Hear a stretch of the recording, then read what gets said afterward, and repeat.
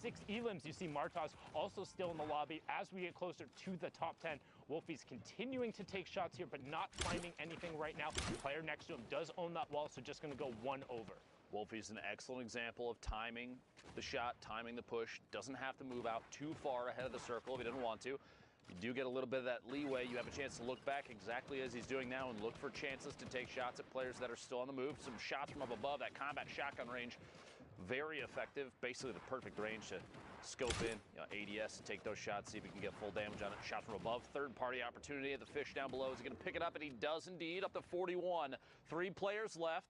Wolfie's at 41.7 eliminations, a big game already. Launch pad's going to kind of be useless. A jump shot around the corner. Wolfie's picks up another elim. Looking at 8 right now, and he's in a 1v1 all the way up. Dropping in, spoiler.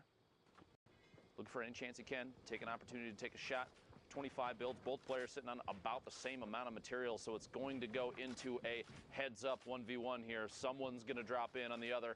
Wolfies might make a climb before too long. Does have the flint knock and the launch pad if he wanted to do it, but just baiting the timing on a shot might be the most important play right now. One thing to note, though, spoiler, has the high ground, also has 5 bandages and the campfire. If it goes to a full close, which happens in 45 seconds, he will have the advantage. But I don't think we're going to get there. Wolfies goes up with the flint knock. You can see that in the bottom right-hand corner, gets the first shot. Now has the shield advantage, but loses the HP advantage as Spoiler puts himself back on the low ground. Spoiler in the top right, Wolfies in your bottom right. You can see the action on the wide. Here's that slight elevation. Transit's going to force Spoiler out. He goes out in the open. Wolfie, 1, 2, 3, and that is it. Spoiler running out of builds, and Wolfie with the high ground retake from that flint knock, and he throws a tomato and the L dance at him afterwards, saying, that's my victory royale. Both players running out of materials at the last second, basically forced an engagement.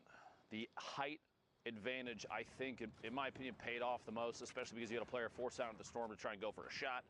That flint knock play to push yourself up in the air, such a versatile weapon. Well played there. I feel like we've seen so much more flint knock this week in particular. I don't know if it's because of the slight adjustment to the shotgun drop rates compared to the last solo week, but players are opting and carrying it a lot later and using it not only as the mobility component, which we've seen a lot of, but a lot more aggressively, like people pushing into boxes with flint knocks. We saw that last victory royale with it, and really enjoyed seeing the different types of utility. I know you were saying how it's probably one of the most versatile weapons. I'd argue probably second only to the heavy sniper in terms of that, just because the heavy sniper literally does everything at all points in times. But I mean, just with how good these guys are with the flint, like I can pick up a heavy sniper and get a couple elims, like that's fine. Most of the players can because it's 150 the body, but these guys make the flint knock looks just so good. I feel like the heavy sniper is the #1 weapon for assisting other weapons and getting eliminations. Rocket into a heavy snipe, even a double heavy sniper pushing in, take a wall, push in and shotgun. The flint knock has the movement mechanic on top of it, but it can't, like you said, it can't do things that the heavy sniper can do. You can't remove a wall with it on the spot. You can't chain it into other weapons. The flint knock, though, with it. Both weapons, though, are crazy. 1A, 1B. How about that? There exactly. You go. Exactly. But yeah, I definitely do agree with you, the heavy sniper enabling others and giving you a long-range component. But Airwalk's right there. Top awareness. Just love to see it. Disables Amzdalo and gets everything from it, but needs to circle back and try and get that chug and pop it like now if he wants the HP to get off of that. 50 and 83, not too bad. Will still go down to a heavy snipe to the body. Got to look out for that. Looking for the quick angle change here. He might rotate out into the storm if he can flip this. If needed, the player still sitting right through that corner. You see he's checking through the brick, holding the edit on his own ramp. Closes the outside out, decides to rotate down underneath. Take the chance here to just box up a little bit, opting not to push that player. You can't really tell how much HP and shield they potentially have, so if he does go out there, he doesn't see what we see. Only 100, maybe 99 HP. Roasting there, but Airwalk's probably, I mean, a player of this caliber could easily push into 96 in the follow-through, like we said. There's a pickup. Airwalk's got up to 3 now, 32 points, and a ton of builds. Yeah, and he got the Shadow Bomb for it, which for this longer rotation is going to be huge. Just the one, though. Yeah. Just the one. Just the one, and is going to pop it early. Also notice you can see that Storm Surge threshold on the right side. So what Storm Surge is, once you get into these later circles for circles 6 and 7, if there's more than 30 people left in the lobby, if you have been the passive player, Storm Surge will begin to punish you. You will start taking 10 damage every second as it comes out through. Once those strikes come on down, and now it turns off since we're below the 30-player threshold. So now just all about the elims and the rotation, since we're not even at the placement thresholds yet. I just want to point out quick too, as you said, for passive players, Airwalk's definitely an example of not a passive player. He was 500, a little over 500 damage above the threshold, which is insane. And it's shots like that, 80 to the back on the fish on rotation, that kept him safe from Storm Surge. Crusher goes down. Airwalks picks up his 4th elimination. One more elim. We get into the placement points here. The top 25, going to pick up 3 there. Get the top 15, that's 5. Top 5, that's 7. And that Victory Royale is 10. Reminding everybody, if you're just jumping into the stream, maybe you haven't heard what the format is like, always going to kind of refresh that in your memory. All the way up on high ground, looked like that might have been Skype. I'm not sure if dropped in. I'm not seeing him. I believe that was him all the way up there. Number of players, though, 25 heading into the 8th circle soon, as advised. 1 elimination, 35 points. No movement here. Beta just for late game, but that's not going to pay off right now. That is going to pay off. Carrera goes down. Another one, the follow-through finds Ghosts on the move. Looking for the 3rd. The triple gets it. Exon down. 4 eliminations now for Advise. Playing absolutely incredibly. The heads up right now. You'll love to see it. Oh, baby. There, and that was Skype up on the high ground. You saw him now just drop back down with a number of players going up, getting closer to that 2nd placement threshold. Skype picks up Yahtzee. Mick the Beast also in this lobby. Another player who we've seen constantly in the top 5, desperately trying to get a solo spot. Because, again, this is the last week. Kazrola does get ticked over by that storm change. Again, 60 seconds Such a long if you time. damage someone.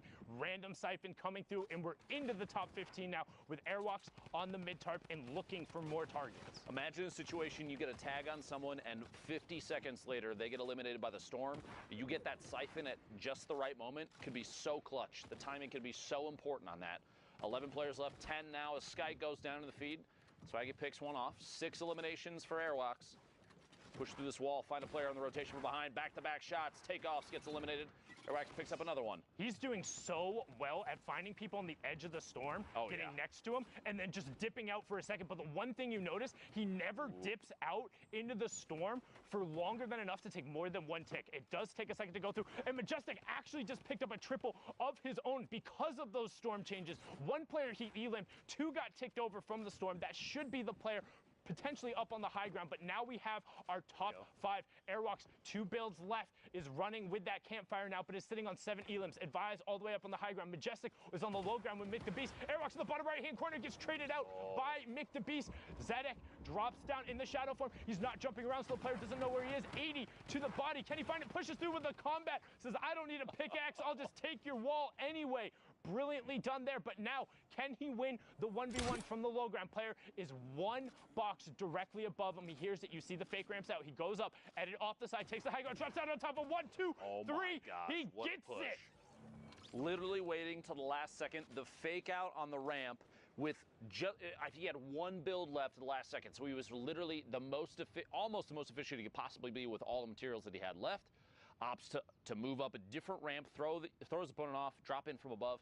Excellent high ground take, excellent push with the combat shotgun, and the Victory Royale. You love to see it.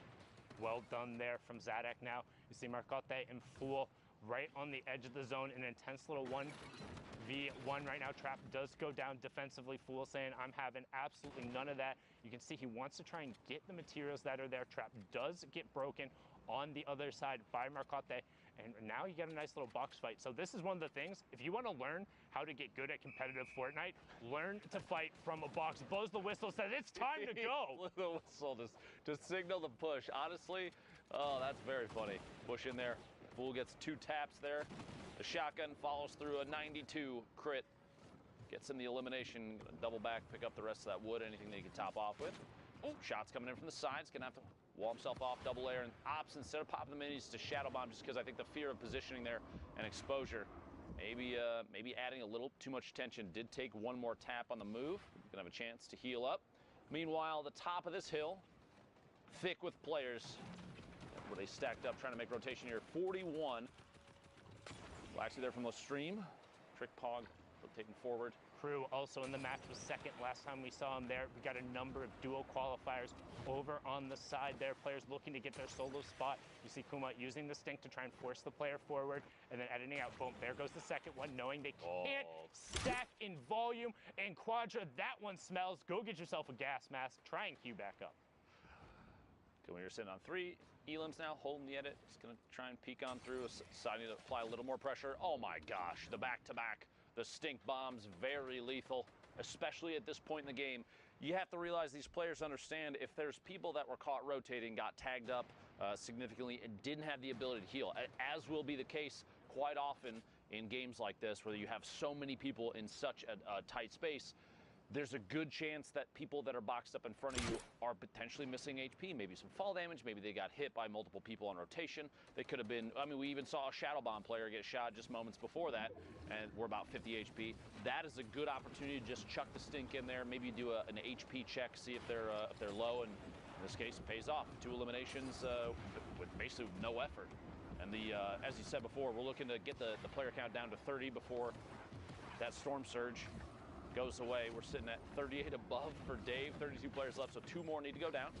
Oop, boxes the baller in. The baller is going to just boost right on out, says I want nothing to do with that. Now you can see on the side, Dave getting another tag there. You see number also go play, I think potentially he expected Dave to not look back because, oh, the catch. Good grab there. Tripern, I feel like was thinking, okay, Dave's not looking at me. I'm just going to step out. I have the angle. I'm going to take the shots from this side, and ended up kind of getting clapped very quickly. Dave's reaction of rotation down there. I'm not sure how to say that name. I'm just going to put that out. It looks like a sneeze. I apologize. Yeah, I'm not even, I normally even try and attempt on that, but we're in the top 5. Let's pay attention to the rotations. As you see, a number of players playing billiards there on the low ground, crew up on the high ground. You have WGS Jag, the player from South Korea, playing over in Europe right now. This is the most ballers I've seen in the lobby in forever. The most ballers I've seen in a game easily this weekend. I mean, I don't think we saw this many ballers in Europe when they were at 300 health. Europe has an affinity or like a particular hatred towards ballers rolling around. We've made comments in the past about how they always seem to be fans of taking shots at players that are in ballers on the move when they have an opportunity to. Maybe a follow through here, the back-to-back, can't quite find it. But yeah, look at how many are left out on the field. This is a very rare sight for European qualifiers. I mean, and it kind of compounds on top of itself because the more players who are in ballers, they aren't going to take shots at each other. And if you're not going to waste shots on baller players, you're not going to eliminate them. So, but once the explodes start coming out, that's when things get dicey because the RPGs can damage through the ballers, and with the 150 HP, 1 AR round into them, and then followed by an RPG to be a ton of damage. But now Pill is just going to go to work, ignore the ballers on the low ground, running around like they're a game of marbles, and he finds Trockley, and he finds Elocrats right after. 13 players left. Still in the rotation here, taking a chance to pop a mini. Does have the campfire, may or may not put it down. Not at this point. The Storm's too close to his back. He's going to have to push forward. Like you said, multiple ballers are still in play, and with players not jumping out and not having pressure applied to them, you're looking at way less than 11 people. The player count remaining, that's not the number that are actually forced to engage each other right now. The people in ballers are almost being ignored. The heavy snipe from behind, and Mavjo picks up an Elam, the push inside. He realizes Look at how many people are around in the same box. And then said everybody goes up to the sky. No Elam coming out there. So all of a sudden, 3 up, 7 down. Talazeto on the ultimate high ground. Wesley Nutt and Blackso on the low ground. Jag ADX also on the mid guard. Talazeto looking for shots. Has redeploy and the flint knock. Not going to find any. So ultimate high is going to be in his control. 10 players left, but he gets challenged. 1 more all the way in the high ground. Just barely lost it. The flint knock flying up above. What a play. Takes the high ground back. Has ultimate high, looking down from above, only 29 builds. Has the redeploy to catch himself if he has to jump off, if he runs out of materials, but we'll see here in a second. Somebody else just went up. Yep, you heard it, there it is, the fish flying past. Felizito might take a shot. The flint knock kind of gets stuck in his own box for a second. This ADX dropping in Mexi from Loot Boy in the middle of your screen there. Tolzito still has the high ground, drops down to the next tarp. Mexi building out, trying to stay in the safe zone. This is the most players we've seen in a zone this tight in a long time. The Rift. That's one. Is 1 player up in the rift. So you have 1 player up in the sky. Talazeto on ultimate high ground. Power, Psyches, and Blackso down the low. You have Talazeto in your top right. Power in your bottom right. Talazeto looking for it, and he finds Mexi out of the sky, and he gets the Cypher. Now he's dropping down with the redeploy, looking for Psychic on the campfire, and he finds it. Gets the Siphon, and it's enough to put him over the top for the victory royale. Talazito, you are mad indeed. The 2 Elims being the swing. 12 points there. Well done, sir. The transition of the shot with the flint knock midair into an immediate descend, the redeploy to catch himself, and then the swap to the TAC AR and spray through the build while the player was sitting on top of both campfires. 200 IQ. That was Oh my really gosh. well played from Pelizato. That's probably some of the best overall flint knock usage we've seen. We took high ground, I think, twice. You did. Going there, and then additionally picked up a sick elim on the player out of the air with that heavy shot, and then dropped down. I mean, just well done. Literally, you were saying he was unchallenged for high ground, immediately got challenged, and then used the flint knock on a single build out to take it back and force the player to drop. Well played. Well played indeed. What a loadout for the late game, too. Anyway, 43 players left. Next game, Europe. 42 players 42 left. players remaining. I just shouldn't say it sometimes. Looking for 41 players remaining here in a second. Someone trying to pick up another one. That was the first elimination for this player this game. By the way, quick reminder, 5 minutes and 20 seconds remaining. If you would like to queue in, you're in the European region, now's the time to do it.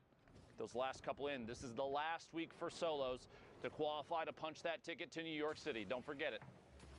And after that, there's no more solo spots. 8 more players will be advancing from Europe. We'll have 6 from NA East, 2 from NA West, and 1 coming out of Brazil. And then the solos competition will be completely rounded out.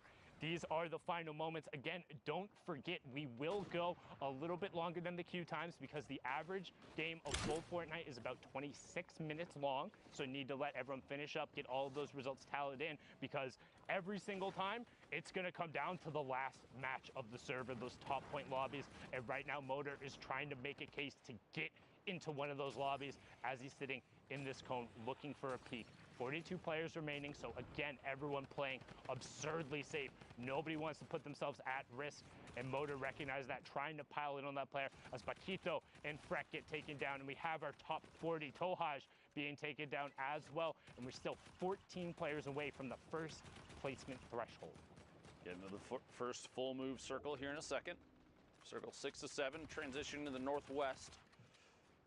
It'll be an interesting one, too. A number of players up on top of a hill. You see in the minimap there, that left side based around the supply crate on the map. Holding the edit here. Motor trying to look out and see if there's anybody that might squeak out. He's looking back immediately behind him. I don't know if he realizes the player up above has an RPG. Oh, he does now. If he didn't before, surprise, there it is. A quick attempt. And the seal off, the close off of the edit there. Quick reset, well played from whoever that is inside. Yeah, I just saw a nightmare situation where he had pushed out right after that for the shot and just accidentally stepped in front of the heavy sniper bullet. Now you can see that storm surge turning on right there. Motor more than fine, 502 above. Might regret popping that shadow zone since had a community launchpad placed right next to him, but he's... Oh, I don't think he regrets it anymore. Honestly, Sundown, I think he's pretty happy about how that turned out. What a shot on rotation, a quick 180 in the combat to the dome, picks up an elim. Sundown's mouth is literally sitting open. You can't believe what he saw. That was ridiculous.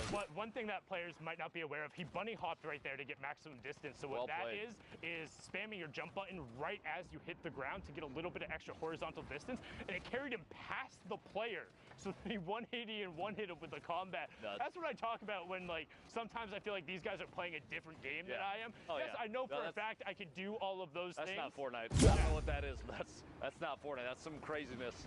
It's nuts. These guys pushing the envelope, but Mongrel, speaking of pushing the envelope, not going to pull a Mitro on the dual partner there, opens the door, gets over onto the side, and is desperately looking for every point he can. Doesn't want any interaction if he can avoid it. Will he find it? 2 HP? And he does! Motor gets taken down. 26 players remaining. Mongrel, that could have been your moment in the box. 2 HP. Erosi gets Aki. That's 2 more points going over for him. That could be huge. That could be it. And now Mongrel on the side of the zone, back up to 75 HP. What can he do with it? Will the siphon in the mats be enough? 70 materials on the side of the zone. 24 players left. Less than 5 minutes left in the queue times. If you want to go to New York City, you show up right now. And unfortunately, Mongrel is out. Let's see if he can get another queue as the rest of the match is now running. Provoked up on the high ground. You see Stompy, Martez also hanging out. Martez trying to take the high ground away, but SB Alman is up there as we hit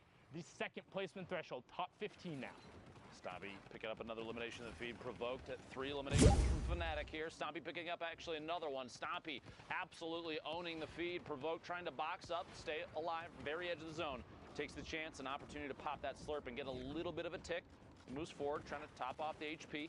Players fighting underneath him, looking for a chance to establish a base of operations on the move here.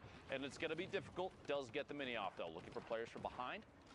Very common tactic here. You get into a safe area where even if it might be 3-4 meters, catches someone in the face with that combat shotgun. You look for any chance for a quick whip back, anybody moving in from the outside of the storm, because they're the ones that they're forced to move in. You can't sit out there. And so even if you have 3, 4, 5 feet ahead of them, you can look back and get a shot off and pick up an elimination. 40 seconds left on that European queue. Get in those games if you're going to try and get the last ones in. Quick edit, a peek through. Cubex gets tapped one time, very low. Now you have to remember there's a 60-second window after that damage where if storm damage maybe claims that player gets an elimination, it's going to count for provoked. Dropping in here, 8 players left. Quick swap, shot, back to back, and MQ goes down. Looking for another. Players underneath on rotation. Quick headed down, a push in, finds another on the outside. One more, looks for another, gets it. Stompy gets another. 3 eliminations, the triple in the feed, and there's 3 players left. Provoke on the ultimate low ground right now. 1 mini pop, moves all the way to the edge, pops. First campfire down. He's getting pressure from both sides now, and this is the top 3. Oh. Can't find the shot. It's aim. Cubex who gets it. That's 52 points for provoked. And again, each one of these elims, each one of them matters more when you're in these high points lobby. Martaz on the high ground, Cubex on the low ground, 39 to 49 points. Martaz wants to close this out. 27 builds to the 0 of Cubex, and that's going to be it. Martaz closes that one out. 43 points so far. Queue times are closed. The last matches will be coming in, but for now, we're going to throw it back on over to Courage to the studio. Thank you, gentlemen. Yes, that is it for the queues out in Europe. You see how dramatic it can be in these final moments. We still have more games to bring you. We want to make sure you get caught up to speed on those exact last matches, but I know, Zeke, we've had some things you were taking a look at that you want to show everyone at home. Yeah, man, let's do this. We've got some cool clips as we make our way into the station. Some really fun clips that I wanted to take a moment to talk about. Wolfsies, of course, just had a dope flick shot. Look at that, over on Violin, and just absolutely incredible. This is the level of skill. And I just want to highlight his rifling skills and just the way he approaches this fight. He knows the players down below, no builds, and you can just see he's using that brick floor, just ducking behind.